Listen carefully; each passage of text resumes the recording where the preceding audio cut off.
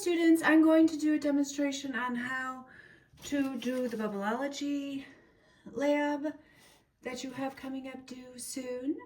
So I have already stirred together the soap. You'll carefully look through the materials and how to make it. So this is everything from page 1. If you can do this yourself, it's better to experience it and do your own measurements. If for some reason you can't, which the most common reason I could think of that you can't maybe is if you don't have two different brands of liquid soap. Although I'm using two different kinds of dish soap, one that we have for camping, this tiny little bottle, and the other one, Dawn, that we use in the kitchen. But and last year I used a natural brand. I think it was Myers. And that was probably more obvious that Dawn's going to make bigger bubbles than the natural brand. But now we've got a little bit of mystery more here, right? We've got Gain versus Dawn. Plus one's green and the other one's blue. Makes it easier to see which one is which. So anyway, we're going to get started. And again, you're going to have to do the lab yourself in terms of recording the data, making the graph, interpreting the results, and so on. But if for some reason you can't do the measurements yourself, you can use the ones that I've got here. So I'm just going to make sure this tray is nice and dry before we start. And so I've already done, just to save some time here, number 1, make some soap solution. So we're ready for step 2 of the procedure. Pour some of soap solution A on the surface you are using and use your hand to wet a large area. Then dip a straw into the cup of soap A. With the straw just touching the soapy surface of the table, gently blow through the straw to form a bubble dome and continue blowing until it pops. Take more than one breath if necessary. However, do not remove the straw from the bubble. With a ruler or meter stick, measure the diameter of the ring of soap suds left by the bubble dome. Record the diameter in centimeters on the data sheet. Don't forget the units. Okay, it'd be easier if you had someone to help you. I don't have a helper, so I will show you how it is possible to do it by yourself. But, if you happen to have somebody to help you, that would make it easier because you're going to be measuring without moving the straw. So we'll see if I'm going to be able to accomplish that today. It's yet to be seen. Okay, so here's soap solution A, which is the Gain. So last year when I did this for the students, the 8th graders, I did it just on my table because it says board on the table, but then of course some of it ended up like dripping off onto the floor. So this year I'm going to try the cookie sheet and see how that goes. But you can do it however it works for you. And yep, just checking to see if you can see it. Yep, you can. Okay, so dip it into the solution first. Then gently blow through the straw to form a bubble dome. But mine popped. Gosh, last year it was easier to see the place where it popped. I can just barely see it. I don't know if you can see it in the video. I feel like sometimes it's easier to see than others, probably depending on how big it was to start. So I've got 1.8 centimeters. So I'm going to put that. This is your lab report. We'll go over this some more in class about the lab report itself. I'm just going to put the measurement in there so we'll have it. And then it says to measure 4 bubbles for brand A and average the results on the data sheet. So now we'll try another one.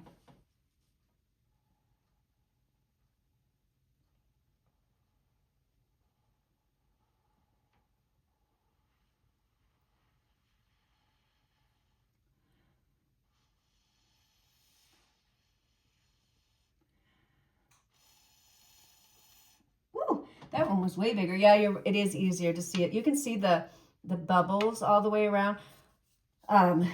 Yeah, and I don't know if you heard, but I took several breaths in there.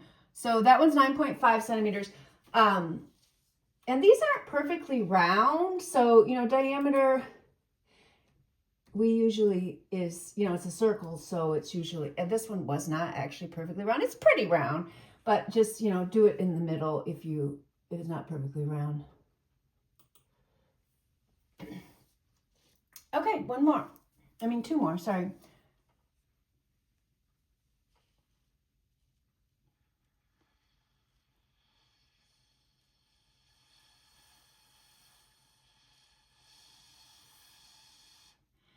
Oh, I couldn't even get a bubble there.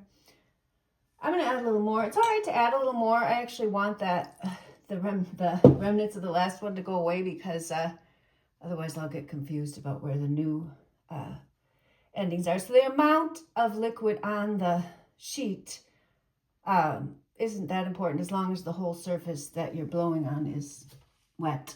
And oh, I know what I should do is dip it again. Remember how it said to dip? Yeah, because that makes it just makes it easier to make the bubble with this having some liquid on the straw. So remember to dip it into the soap each time. I think that's why I didn't get it the last time.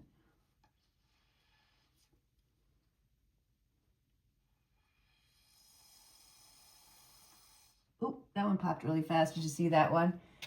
All right, so that one is 4.1 centimeters. We'll write that down. 4.1 centimeters.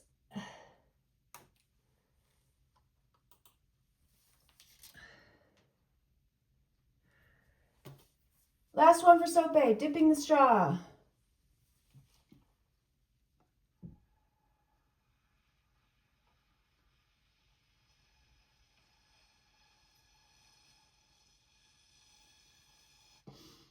Woo!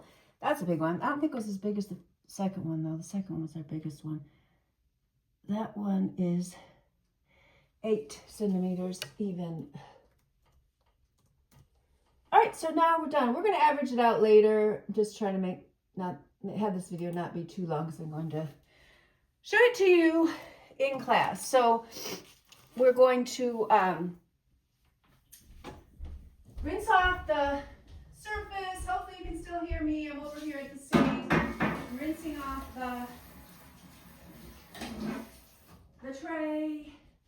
And then I'm going to totally dry it. It says to use paper towels, but I'm just using a regular towel because I know my towel is clean and everything will be fine.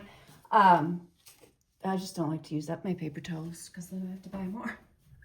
And I'm kind of running low. Okay, so anyway, now we're going to do Soap B, which is the Dawn.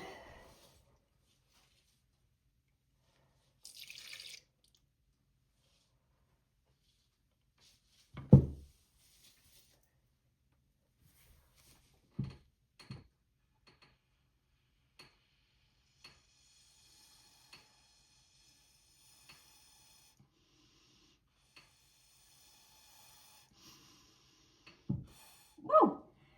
Ah. I'm really getting a workout here with my lungs here because I try to do it without taking extra breath, but sometimes I have to. That one's exactly 9 centimeters.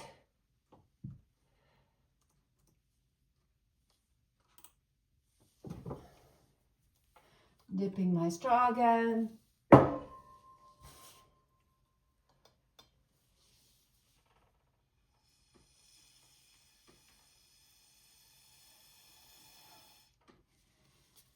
That one was, you saw how that one was like a awkward kind of shape. Let's see, that one's 6.9 centimeters. It had like a small part and a big part. So I just am consistently just measuring the largest part to get our measurements. So if we're consistent in all of them, it should be good. Yeah, it's shaping up to be quite a competition here. I don't actually know who the winner's going to be. Although, when you do this at home, you need to predict ahead. You're supposed to predict ahead of time which one. That's at the top of this page here. So I probably would have predicted Dawn. I didn't write that down, but I'm just telling you just from my experience that Dawn is like so powerful. I really only bought this game to go camping because it was a tiny bottle. But we'll see. It's definitely competitive. Ooh, that one was smaller. That one was 3.6.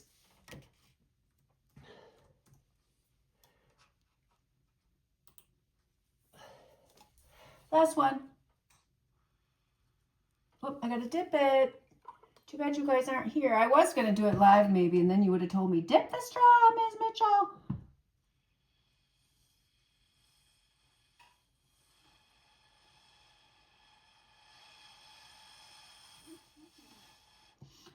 Ooh, that was my favorite one. That was so round. I really liked that one. Did you see how perfectly, I thought that one looked pretty perfectly symmetrical. 8 inches on this side. I'm just going to measure the other side just to see if I was right. Actually, it was a little bit, tiny bit longer on that side. But that one's 8. Same as the last measurement on the last one. Okay, so we're going to talk about the rest of this in class, but that's your basic data. I'll try to move the phone over to actually look at the chart in case you didn't get it, but you know, of course, to get the credit, you have to do all the other parts of the lab and then turn it in, right? But we will talk about that more in live class, and you have to do the average, right? How do we do the average? We add up all the numbers and divide by 4. Okay, I will talk to you soon.